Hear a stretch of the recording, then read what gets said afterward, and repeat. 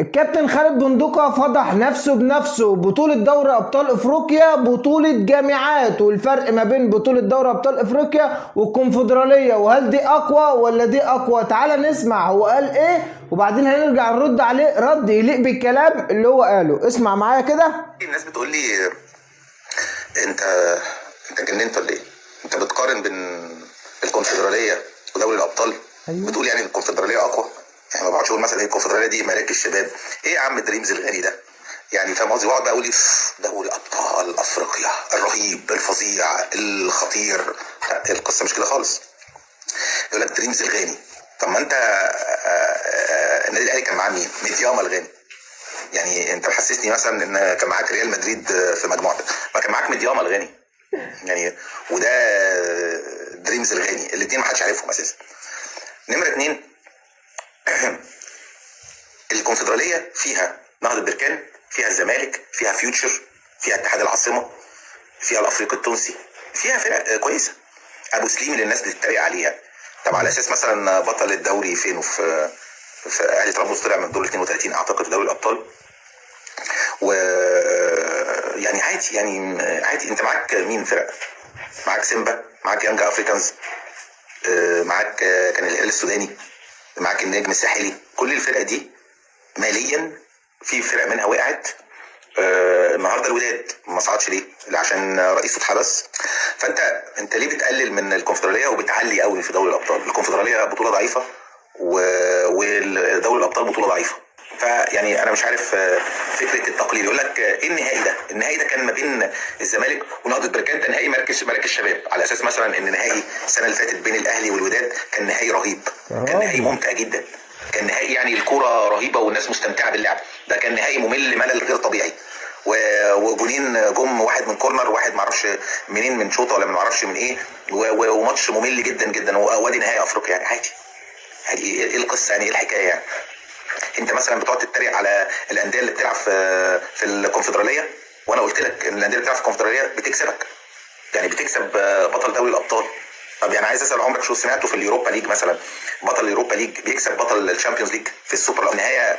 انت بتتكلم على ايه يعني؟ ليه محسسني ان الكونفدراليه مراكز شباب وانت بتلعب في دوري ابطال اوروبا؟ ما هي بطوله ضعيفه برضه، وانا ما بعرفش اخدها لان انا بقالي سنين عندي مشاكل. وانت اغنى نادي في مصر واعلى رعايه في مصر وفي افريقيا، وانت النادي الوحيد اللي بتحافظ على لعيبتك وما بتبيعهاش، بل بتجيب لعيبه تانية، وحتى لو لعيبتك جت بملايين الدولارات وما اقنعتكش بتمشيهم وتجيب اغلى منهم. لكن كل الانديه في افريقيا بانديه استثماريه، اي ما لعيب بيتالق بيبيعوا، واللي بعديه واللي بعديه واللي بعديه. ممكن فرقه تبيع 5 6 7 لعيبه. النهارده انا معظم لعيبتي مشيت من عندي، اهم لعيبه عندي مشيت وما عرفتش اجيب احسن منها عشان معيش فلوس اقدر اجيب. انا بحاول انافسك وانا ما باخدش نص او ربع الفلوس اللي انت بتاخدها. فلما كنت برد على اللي بيتريق على الكونفدراليه وبيقول دي بطوله مراكز شباب، لا حضرتك، لو دي بطوله مراكز شباب يبقى بطوله دوري ابطال افريقيا بطوله مدينه جامعيه بس. خلصت القصه. فما نقعدش نأفور، وزي ما شايفين دوري ابطال بطوله محترمه، دوري الكونفدراليه بطوله محترمه. في النهايه دي بطولتين الاكبر في القاره السمراء. كابتن خالد الغندور دايما بيثير الشغب وبيحاول ان هو يعمل فرقعه على السوشيال ميديا او على اي مكان عشان خاطر كلامه يتسمع، او عشان خاطر يبقى هو اللي موجود على الساحه الرياضيه، سواء كان على قناه الزمالك او كان موجود على قناه عامه. النهارده هو بيقول لك لو انت هتقول لي ان الكونفدراليه ديت دوري مراكز شباب، فالبطوله اللي هي اقوى بطوله في افريقيا هقول لك عليها بطوله دوري جامعات. كابتن خالد ابو بندقه، كابتن خالد ابو بندقه، ميدياما الغني ده طلع من دور المجموعات اللي هو كان تصنيف رابع في دور المجموعات، ولما يوصل اللي هو الفريق الغني اللي الدريمز اللي انتوا لعبتوه ده لنص نهائي الكونفدراليه، اللي انت ذات نفسك قلت عليها قبل كده ان هي بطوله ضعيفه عشان خاطر ما فيش دور 32 مقرر اتعمل فيها، انت اللي بنفسك اللي بتعترف وبتقول الكلام ده. وقبل كده في 2014 لما قلت ان الكونفدراليه دي بطوله ضعيفه فعايز الاهلي ياخدها عشان هي بطوله ضعيفه،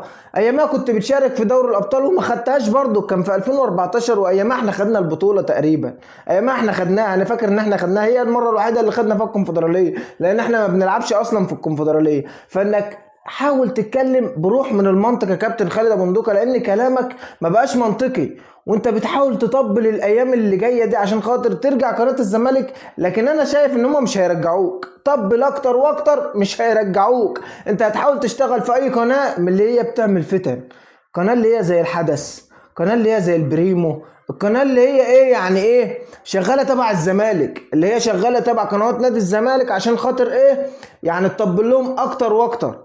فانا بحاول اوصل لك ان انت يعني كمان بتقول ان النادي الاهلي معاه فلوس ونادي الزمالك معهوش فلوس وبقيه انديه افريقيا معهاش فلوس. طب ما مطلوب مننا ان احنا نروح نصرف عليهم، مطلوب مننا ان احنا نجيب لهم عقود رعايه عشان خاطر يشتغلوا، مطلوب مننا ان احنا نعمل لهم يعني ايه يعني بالظبط عشان خاطر نشغلهم، يعني نديهم فلوس مثلا يجيبوا لعيبه. طب ما تقول لي يا كابتن خالد نعمل ايه احنا؟ يعني دي ذنبنا ان احنا اقوى فريق في افريقيا؟ ده ذنبنا ان احنا اقوى فريق في مصر؟ ما تقول لنا يا كابتن خالد ابو بندقه، انت طالع بتتريق على نفسك بنفسك وطالع تفضح نفسك بنفسك. ما انتش منافس بقى كده على كده، انت كده ما انتش منافس للنادي الاهلي، انت كده اخرك مثلا تنافس بيراميدز، تنافس فيوتشر، تنافس الفرق اللي هي يعني من الاخر بتطلع تاني وتالت ورابع الدوري دي. اخرك في المنافسه، ما تنافسش بقى وما تتكلمش بقى وما تقولش انا منافس الاهلي وانا مش عارف ايه، انت كده اخرك.